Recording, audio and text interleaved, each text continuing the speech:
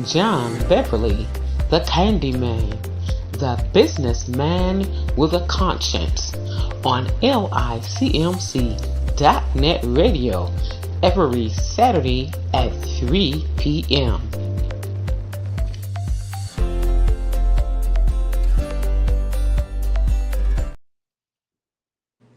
Hello, everyone. This is John Beverly, the businessman with a conscience, here at the Alkemalon Village, where each one reach one, each one teach one, one brick, one building, one block at a time. And as we often say, people don't care how much you know until they know how much you care. And we show it by the things that we do. So it's not what you say, it's what you do. And today, I just want to talk a little bit. Y'all often have heard me talk about teeth and tongue falling out and this and that.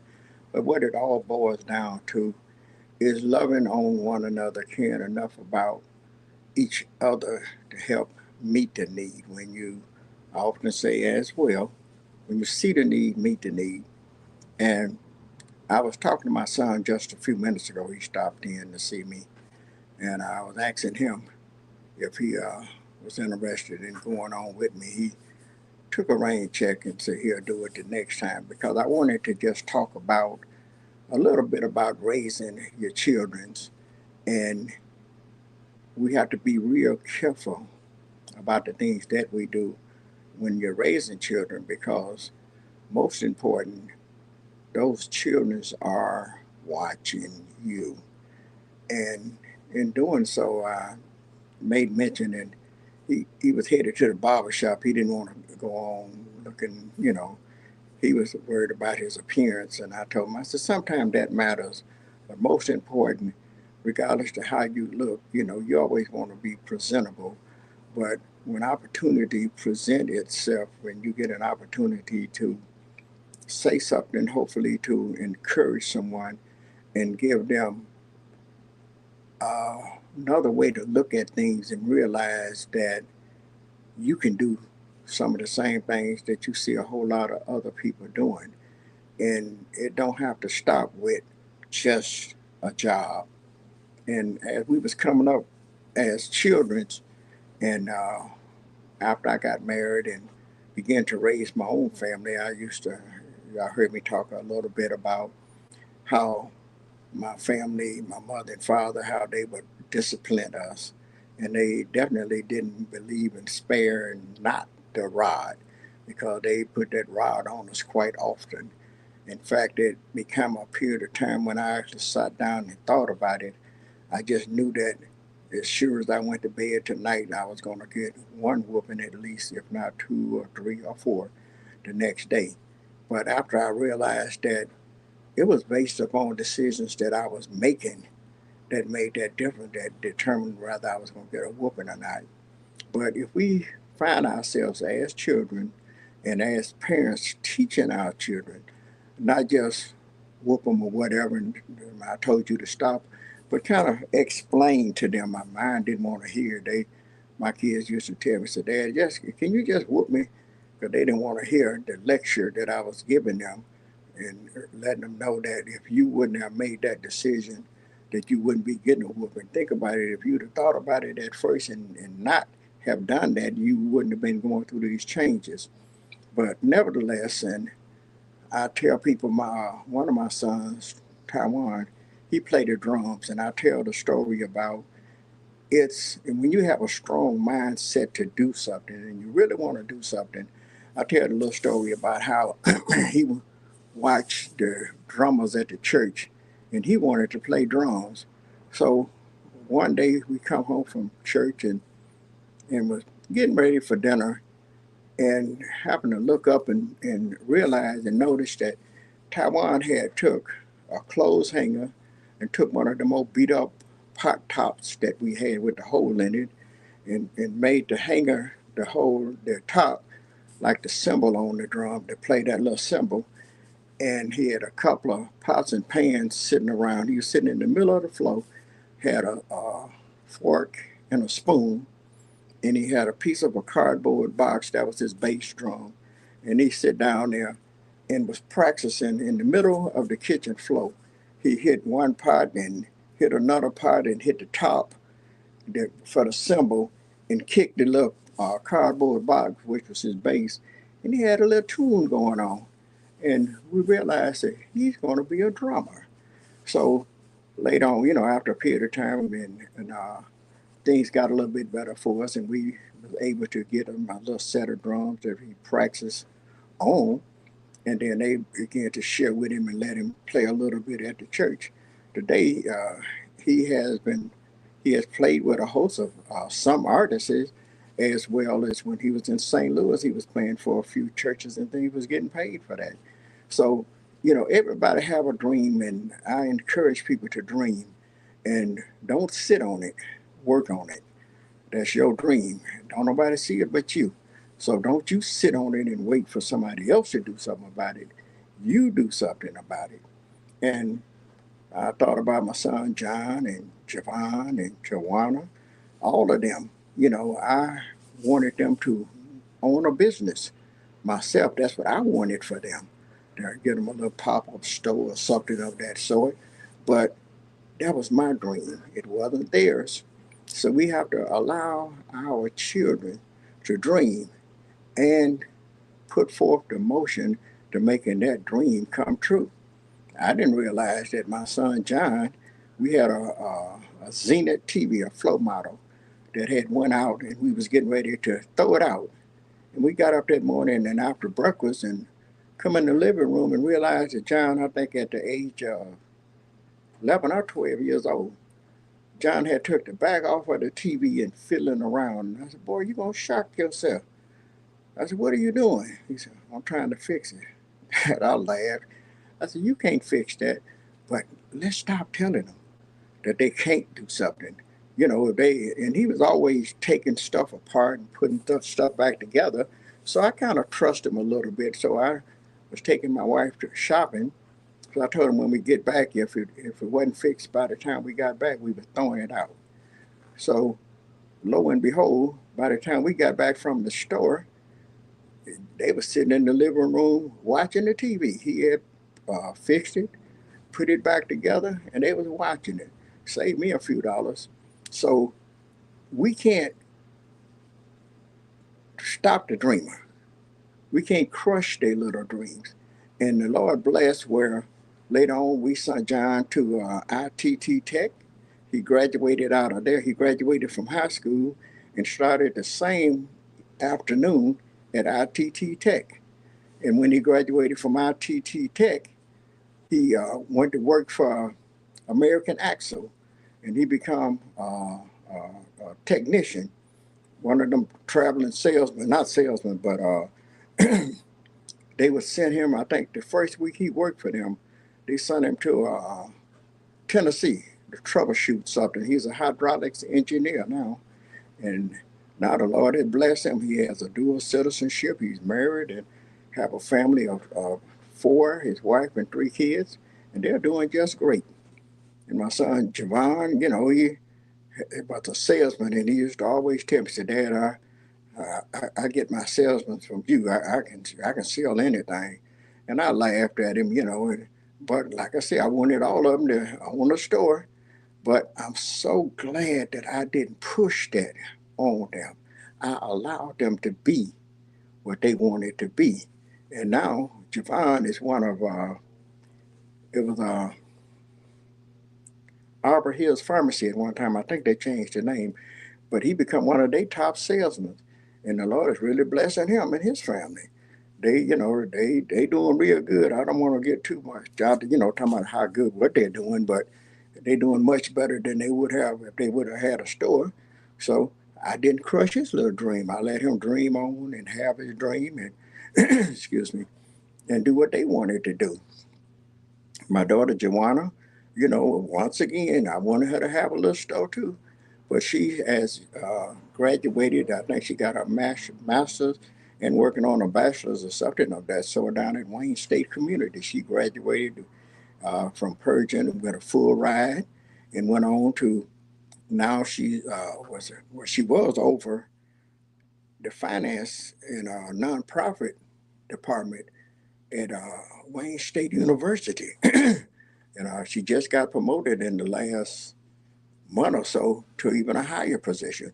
So once again, like I say, I'm just so glad I didn't crush that dream.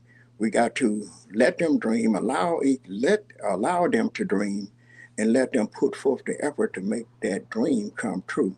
Because who's to say if I would have pushed them or tried to make them and then they would have failed that and maybe just lost interest. But we have to let our children grow up to be themselves. We can't be trying to make them be who we want it to be, or because we couldn't be something, so we're going to try to force it and push it upon them. Allow them to be themselves. Love them enough to allow them to make the different mistakes that they make and explain to them. So, well, this didn't happen. And when you see some little stuff that you can kind of help them out and point out and show them that if they would have did it perhaps in a little different way, that they might have would have had a different outcome. So, and saying all of that is well, family, family, family. Let's, just encourage one another, encourage each other, the children and the babies. Even, right here, we believe in saving the babies. Encourage one another, encourage the babies to be all that they can be, not just get right here and just. A lot of time, I've seen some people even on jobs and things, they just do whatever, they just enough to get by. But I've always wanted more than just to get by. I remembered and was reminded that in Rolling Fork, Mississippi, and my mother and the family moved to Hazelhurst, Mississippi, and that was a lady that had a little house store. And on our way from the store, we would stop in there, and I would always ask her, "Can I help you?" And she would let me help her. And in doing so, I always said, "I'm gonna have me a stove. I'm gonna have me a stove." But later on in life, I kind of got away from it and forgot about it. And every now and then I would think about it. And I was in high school at Kettering.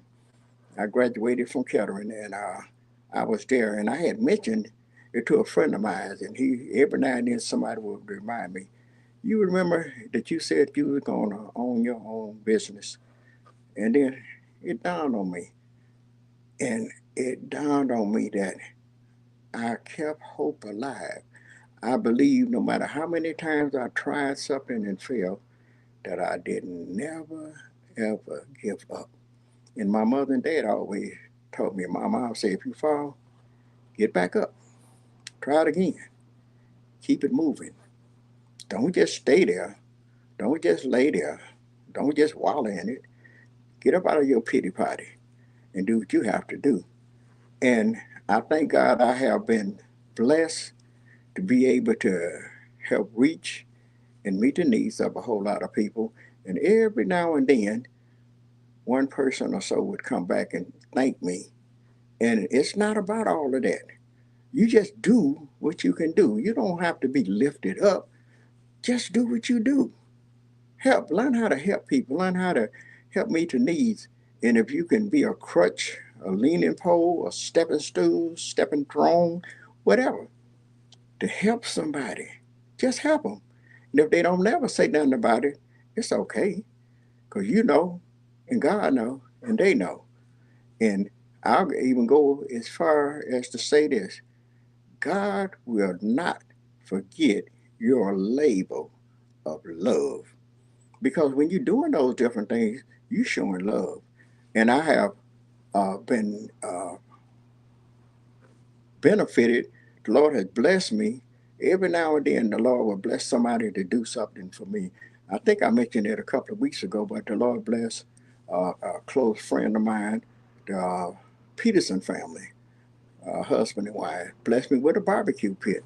I wouldn't have never thought that, somebody was going to do it. Wasn't looking for nothing like that. Didn't nobody have to do anything like that. But God will not forget your labor of love. And He will give and put it in somebody else's heart. Maybe not today, maybe not tomorrow, and especially not when you're mostly looking for it. But when it's time, He will bless you. So hopefully today I said something to encourage you, something to lift you up, something to make you want to help meet the need. Thank you for listening to John Beverly, the businessman with a conscience, here at the Alkemalon Village, where each one reach one, each one teach one. One brick, one building, one block at a time. Thank you, and have a great day.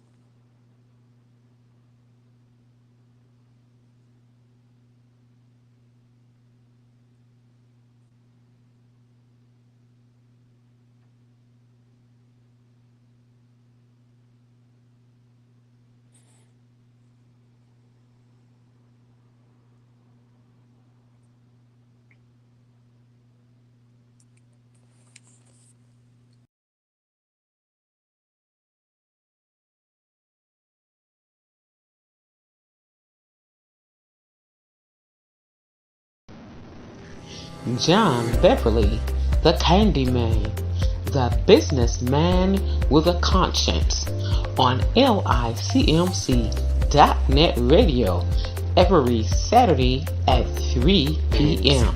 Foosball, karaoke, movies, TV, cafe. Located at 7701 Harbor Avenue in Detroit, Michigan, 48213. For more information or to schedule, call 313-921-1616, 313-921-1616. Credit cards, checks, cash apps, and Zelle accepted. It's our pleasure to serve you. Culinary pleasure. Have your next social event here at Acubalon Village. Recreation, Entrepreneur Cafe, Culinary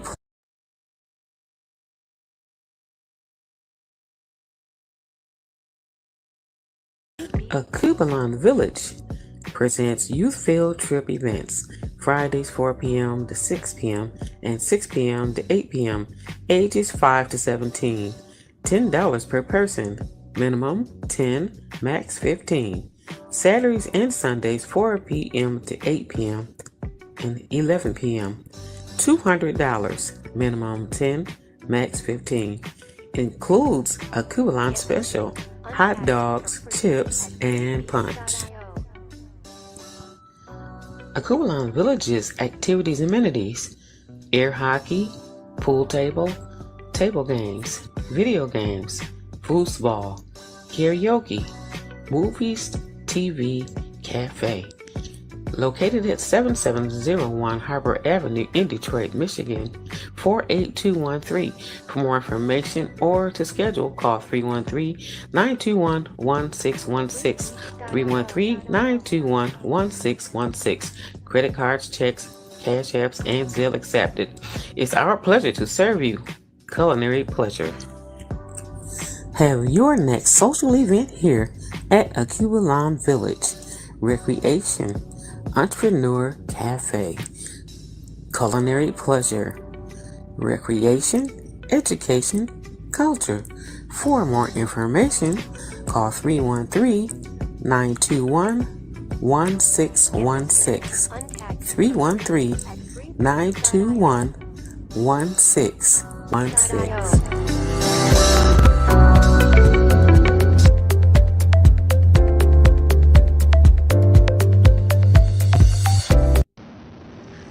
John Beverly, the Candyman, the businessman with a conscience, on LICMC.net radio every Saturday at 3 p.m.